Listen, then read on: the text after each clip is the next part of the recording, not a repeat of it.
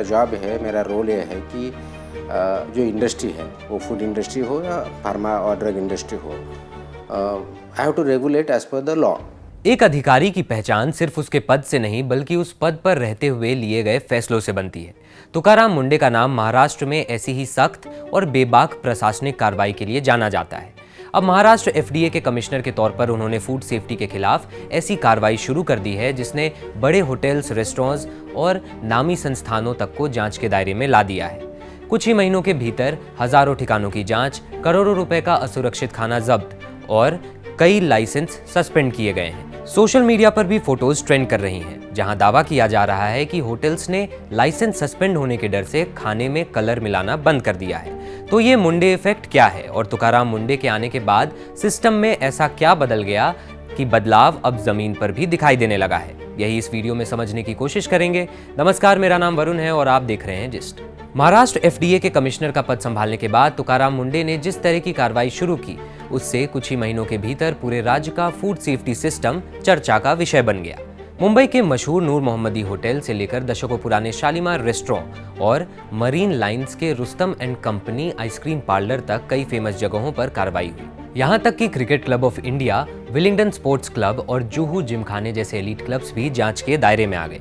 Malad waste में Blinkit की facility में कॉकरोच और एक्सपायर्ड सामान मिलने के बाद लाइसेंस सस्पेंड कर दिया गया। आईआईटी बॉम्बे की कैंटीन बिना फूड लाइसेंस के चलती हुई मिली। पारसी डेयरी फार्म्स में फंगस मिलने पर कार्रवाई हुई। वहीं राज्य भर में 434 आयुर्वेदिक दवा बनाने वालों के इंस्पेक्शन के बाद 10 के लाइसेंस अस्थायी रूप से रद्द कर दिए गए। आंकड़ों पर नजर डालें तो महज 3 महीने के भीतर 3137 फूड एस्टैब्लिशमेंट्स की जांच हुई, 165 लाइसेंस सस्पेंड किए गए और 55 करोड़ 72 लाख रुपए से ज्यादा का अनसेफ फूड आइटम जब्त और नष्ट किया गया। अब समझते हैं कि तुकाराम मुंडे के कार्यभार संभालने के बाद ऐसा क्या बदल गया कि पूरी फूड इंडस्ट्री अचानक हरकत में आ गई। सबसे बड़ा बदलाव आया काम करने के तरीके में। पहले नियमों के उल्लंघन पर नोटिस जारी किए जाते थे, सुधार का समय दिया जाता था और कई मामले लंबे समय तक आगे नहीं बढ़ते थे। लेकिन मुंडे का तरीका बिल्कुल अलग है। उनकी पॉलिसी साफ है कि अगर गंभीर लापरवाही मिली तो बिना ढील किए लाइसेंस सस्पेंड कर दिया जाएगा। इसी कड़े रुख ने पूरी इंडस्ट्री में हलचल पैदा कर दी है। दूसरा बड़ा बदलाव था बिना कोई सूचना दिए अचानक होने वाली छापेमारी। Restaurants, hotels, food manufacturers, wholesalers और रिटेलर्स, हर सेक्टर में टीमें अचानक पहुंचने लगी। जहां साफ सफाई या फूड सेफ्टी में गंभीर खामी मिली, वहां तुरंत कार्रवाई की गई।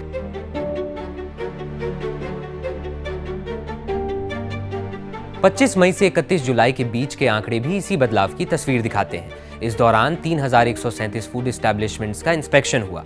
इनमें से 764 को सुधार के निर्देश दिए गए और 165 लाइसेंसेस सस्पेंड किए गए। करीब 28.66 लाख किलोग्राम अनसेफ खाना जब्त किया गया, जिसकी कीमत 55 करोड़ 72 लाख रुपए से ज्यादा थी।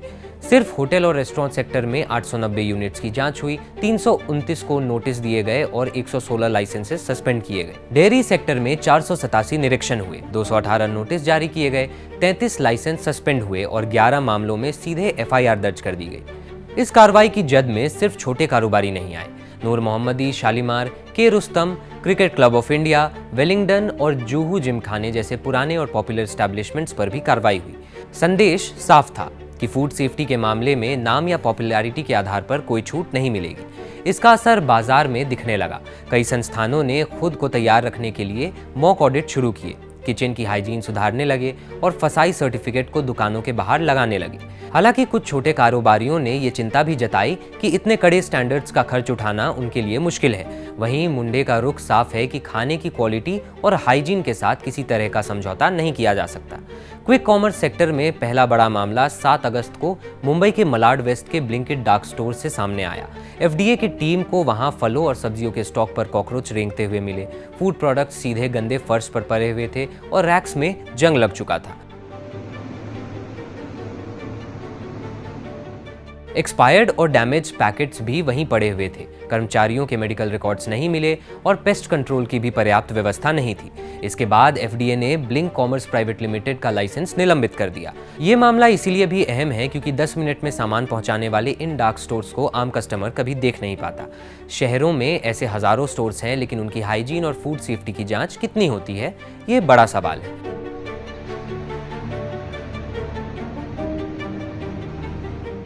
इसके बाद कार्रवाई उन जगहों तक पहुंची जिन पर आमतौर पर कोई शक नहीं करता। एफडीए अधिकारियों ने बॉम्बे हाईकोर्ट की कैंटीन को भी जांच के दायरे में ला दिया।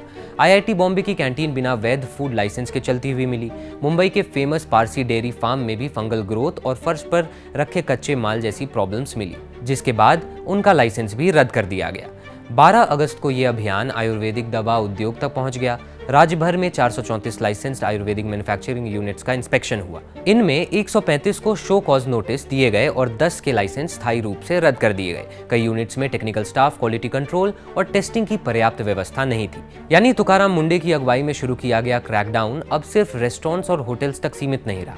इसका दायरा क्विक कॉमर्स, बड़े संस्थानों और आयुर्वेदिक दवाओं तक पहुंच गया है। अब ये समझते हैं कि महाराष्ट्र से शुरू हुआ द मुंडे इफेक्ट किस तरह पूरे देश में फूड सेफ्टी को लेकर चर्चा का विषय बन गया है और इस पूरे अभियान के केंद्र में खड़े आईएएस ऑफिसर तुकाराम मुंडे आखिर कौन है। महाराष्ट्र में बड़े पैमाने पर हुई छापेमारी और गंभीर समस्याएं मिलने पर तुरंत कार्रवाई ने दूसरे राज्यों का भी ध्यान खींच लिया है। इसका असर कई जगहों पर दिखाई देने लगा है। कर्नाटक में बेंगलुरु के 26 3 स्टार और 5 स्टार होटल्स पर अचानक छापेमारी हुई। यूबी सिटी के मशहूर स्काई लाउंज को सड़े हुए मांस मिलने के मामले में बंद कर दिया गया।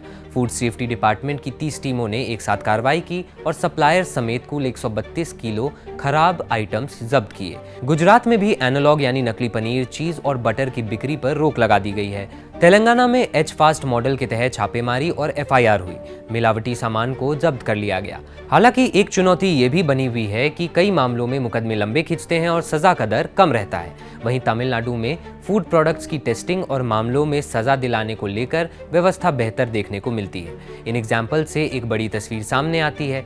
देश में फूड सेफ्टी कानून तो एक ही है, लेकिन उसका इम्प्लीमेंटेशन हर राज्य में एक जैसा नहीं है। अब सवाल है कि इस कड़े प्रशासनिक रवैये के पीछे खड़े तुकाराम मुंडे आखिर कौन है। 3 जून 1975 को महाराष्ट्र के बीड जिले के ताड़सोना गांव के एक किसान परिवार में जन्मे तुकाराम मुंडे ने जिला परिषद के स्कूल से पढ़ाई की। साल 2004 में उन्होंने यूपीएससी सिविल सेवा की परीक्षा पास करके ऑल इंडिया रैंक 20 हासिल की और 2005 बैच के महाराष्ट्र कैडर के आईएएस अधिकारी बने। नवी मुंबई के म्यूनिसिपल कमिश्नर के तौर पर उन्होंने इलीगल कंस्ट्रक्शंस पर कार्रवाई की और वॉक विद कमिश्नर जैसी पहल के जरिए खुद जमीन पर जाकर निरीक्षण किया। 21 साल के करियर में उनका करीब 25 बार ट्रांसफर हो चुका है। उनकी पहचान एक ऐसे अधिकारी की बनी जो प्रभावशाली लोगों के खिलाफ कार्रवाई करने और नियमों को सख्ती से लागू करने से पीछे नहीं हटते हैं। लेकिन तुकाराम मुंडे की कहानी सिर्फ एक सख्त अफसर की कहानी नहीं है। असली सवाल ये है कि उनके अगुवाई में शुरू हुआ ये फूड सेफ्टी क्रैकडाउन आखिर किस बड़े बदलाव की ओर इशारा कर रहा है। अभिनेता परेश रावल ने भी सरकार से अपील करते हुए कहा कि इन्हें अब ट्रांसफर मत करो। सोशल मीडिया पर लोग उनकी तुलना फिल्म नायक के अनिल कपूर से करने लगे, लेकिन ये समर्थन सिर्फ मुंडे की लोकप्रियता की वजह से नहीं है। असल वजह है कि जब एक अधिकारी ने फूड सेफ्टी के नियमों को सख्ती से लागू करना शुरू किया तो लोगों को पहली बार ये लगा कि सिस्टम में वाकई बदलाव लाया जा सकता है। कानूनी तौर पर लाइसेंस सस्पेंड करना भी अंतिम समाधान नहीं है।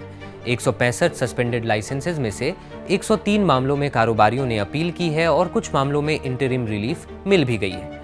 यानी असली परीक्षा ये है कि क्या ये सख्ती लंबे समय तक कारोबारियों के व्यवहार को बदल पाएगी। यही असली समस्या सामने आती है। अगर फसाई और स्टेट एफडीए के पास लाखों फूड बिजनेसेस की जिम्मेदारी है, लेकिन इंस्पेक्शन के लिए इंस्पेक्टर्स और रिसोर्सेज लिमिटेड हैं, तो सिर्फ छापेमारी से फूड सेफ्टी सुनिश्चित नहीं हो सकती। जरूरत ऐसी व्यवस्था की है जहां नियमित जांच हो, नियमों का पालन लगातार मॉनिटर किया जाए और नियम तोड़ने पर कार्रवाई तेज हो। क्योंकि सुरक्षित खाना किसी एक अधिकारी की सख्ती पर नहीं, बल्कि एक मजबूत फूड सेफ्टी सिस्टम पर निर्भर होना चाहिए। ये थी तुकाराम मुंडे और उनकी क्रैकडाउन की पूरी कहानी। अब आप द मुंडे इफेक्ट पर क्या सोचते हैं, अपनी राय कमेंट्स में जरूर बताएं। देश और दुनिया की बड़ी खबरों के लिए देखते रहिए जिस्ट। शुक्रिया।